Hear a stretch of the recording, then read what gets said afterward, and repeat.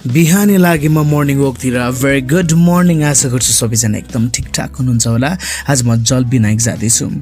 यो म हुर्केको खेलेको कुसुन्ती ओह्रालोको यो मन्दिर हो। बिहान बिहान भगवानलाई जप्दै यहाँहरूको पनि सुस्वास्थ्य दीर्घायुको कामना गर्दै म चाहिँ लागे। हेर्नुहोस् न यो ठाउँ, यो चाहिँ फ्लेक्स फिटनेस सेन्टरको पछाडि। अब यो फुटपाथमा कसरी हिँड्ने त, यो सफा कसले गर्ने त, हामी सबैजनाले सोच्नुपर्ने कुरा हो होइन। हाम्रै ठाउँ हो नि त। हेर्दै हुनुहुन्छ नि यो बाटो यो बाटो कतिजनाले याद गर्नु भएको छ। प्लिज सम्बन्धित निकायले चाहिँ यो कुरा बुझिदिनु पर्यो, किनकि फुटपाथमा हिँड्ने हो नि त। यसरी हुन्छ नि ढुङ्गा माटोहरू गर्ने होइन नि। याद गर्नुहोस् है, यो चाहिँ फिटनेस सेन्टर हो। एन्ड देन म बिस्तारै लागे हामी सानो सानोमा खेल्ने खोला नखो खोला। हेर्नुहोस् त, ओ लर्ड, अहिले त यस्तो ढलै ढल तापनि त्यहाँ अलिकति केही महिलाहरू चाहिँ लुगा धुँदै हुनुहुन्छ। विगतका कुराहरूलाई सम्झिँदै म लागे। यो चोकको नाम चाहिँ के होला थाहा भएन, तर यहाँबाट चाहिँ हामी चौबारतिर जान्छौँ।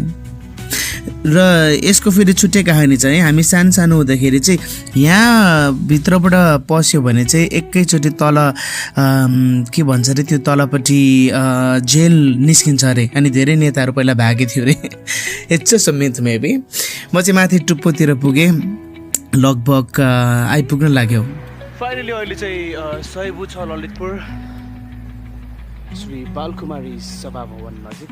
हेर्नुहोस् न, यो चाहिँ चोबर एरिया हो। हामी सानो सानो हुँदाखेरि चाहिँ use to come over here. हेर्नुहोस् न कति दुर्गन्धित रहेछ। अनि यो यहाँले देख्नु भएको छ, स्कुलमा पढ्नुभयो होला नि, मन्जुश्रीले काटेको चोबारमा यही ठाउँ हो। र म चाहिँ अहिले पुगेँ जल विनायक, र यहाँ चाहिँ फोटो खिच्न मनाइ छ। त्यही पनि मैले पूजासुजा गरेँ। भगवान्ले सबैजनालाई आशीर्वाद दिनु यही प्रार्थना गर्छु। हेर्नुहोस् न कति रमणीय छ, तर अलिकति डुङडुङ चाहिँ गनाइरहेछ। जल विनायक मन्दिरमा छु। अनि यो चाहिँ हामी सबैजनाको अन्तिम यात्रा, अन्तिम घर। जति पनि मै हुँ भन्नेहरू पनि हामी जानै पर्छ है। यही हो जीवनको सत्य, चिता घर।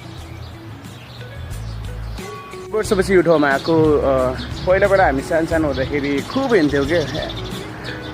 उयो पुल थिएन अघि भने अनुसार।